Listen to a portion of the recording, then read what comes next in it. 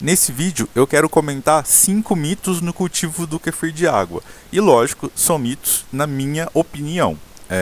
Visto que eu considero que não há regras em fermentação, e sim o que dá certo para alguns e para outros. Então eu tenho aí o meu cultivo do kefir de água, um frasco de 1 litro, e o primeiro mito é com relação à tampa. Eu fermento com o frasco tampado. Eu deixo a tampa meio desrosqueada, semi-solta, para que não crie pressão interna, mas eu cultivo o kefir com tampa. Daí dá para ver alguns grãos boiando. Eles fermentaram por um período de 48 horas, então fermentou bastante. Eu estou com uma quantidade maior de grãos, então tem alguns ali boiando e fermentou bem. Mas eu utilizo a tampa, dá para ver ali que uma marquinha de impurezas do açúcar mascavo, mas eu utilizo a tampa. Então esse é o primeiro mito, que muita gente fala que tem que utilizar o pano. O segundo mito: colher de inox. Sabe-se que o kefir não é bom ter contato com metal, mas mas depende do metal. Metal como alumínio, cobre, prata realmente não é bom, mas o inox não tem problema. O terceiro mito: os açúcares. Eu estou cultivando o kefir de água numa mistura de açúcar meio a meio de açúcar cristal e açúcar mascavo. Então, já vi gente falando: nossa, não pode utilizar açúcar cristal no kefir. Pode, mas você deve ter um certo cuidado, você deve ter grãos reservas e fazer isso de uma maneira adequada. Eu utilizo uma mistura meio a meio. A gente sabe que o açúcar cristal, ele passa por um processo no qual retira todos os nutrientes dele. Então, o meu açúcar mascavo, ele tem os nutrientes e ele ainda é muito escuro.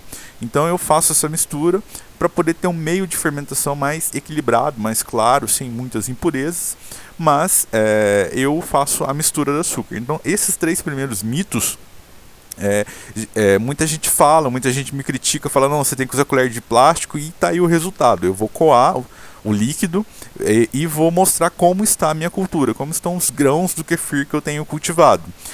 E essa cultura se formou a partir de apenas um grãozinho. Tem vídeo aqui no canal comentando, no qual eu comento esse experimento de separar um grão de kefir para formar essa cultura e ir vendo o desenvolvimento dele. Então eu vou pegar alguns grãos e mostrar para vocês como que está.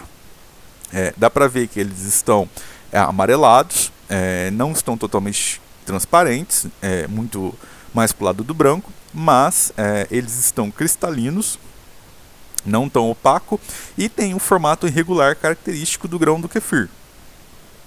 Daí, esse grão em específico, ele tem uma sujeirinha, provavelmente ele estava no fundo, e no fundo forma depósitos, vai decantando as impurezas, os bagacilhos que ficam presentes no açúcar mascavo. Mesmo sendo um açúcar mascavo bem tratado, mais industrial, acaba passando um pouco essas impurezas, e elas dão uma tonalidade para o kefir e mesmo para a bebida. Então forma assim alguns sólidos ali. Então aí eu tenho a bebida fermentada. Eu vou preparar uma nova bebida e vou comentar os outros dois mitos que eu considero. Então já foram 3. O primeiro: fermentar com tampa. Desde que a tampa não crie pressão, não segure o gás da fermentação dentro do pote, você pode usar. Eu entendo que pode usar, é minha opinião. Lógico, quem quiser usar um paninho ou voal pode continuar usando, mas eu prefiro com a tampa. O segundo mito é a questão da colher de inox.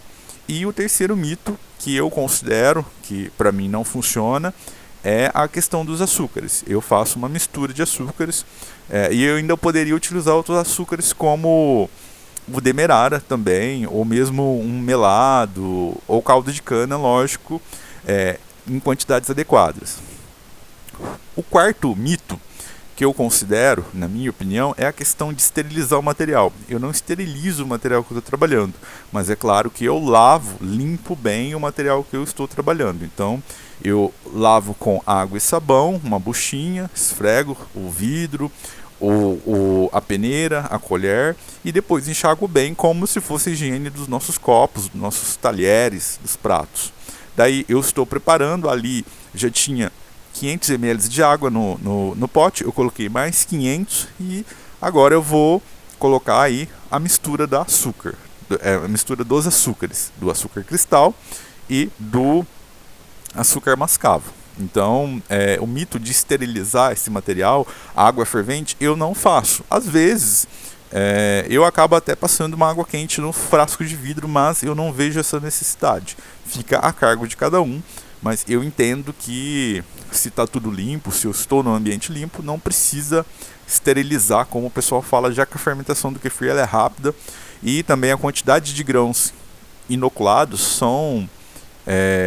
não dá muita chance para contaminação. Lógico, pode acontecer, mas como eu fermento com a tampa fechada, eu acabo não tendo tanto risco de contaminação. Então esse seria o quarto mito, a questão da esterilização. Eu não faço, mas quem quiser fazer, não tem problema, é uma segurança a mais. E o quinto mito é a questão das proporções. Algumas pessoas dizem que tem uma quantidade certa de açúcar, uma quantidade certa de água, quantidade certa de grãos. Eu entendo que não existe uma quantidade certa. O que funciona para mim pode não funcionar para você, ou o que funciona para você pode não funcionar para mim. Então, daí vocês viram a quantidade de grãos que eu tinha, preparando a quantidade de açúcar que eu utilizei. Eu normalmente gosto de utilizar a quantidade, o seguinte, 4 colheres de grãos de kefir para 4 colheres de açúcar em 1 litro de água. Mas eu posso variar essa quantidade conforme o meu gosto, conforme o tempo. Então não há uma regra das quantidades. Quando me perguntam, eu sempre falo essa, porque é a que eu mais uso, mas era um ponto de partida. A gente tem que ir achando o ponto da fermentação que a gente quer e as quantidades que funcionam para a gente. Então, esses foram os mitos do kefir de água, na minha opinião.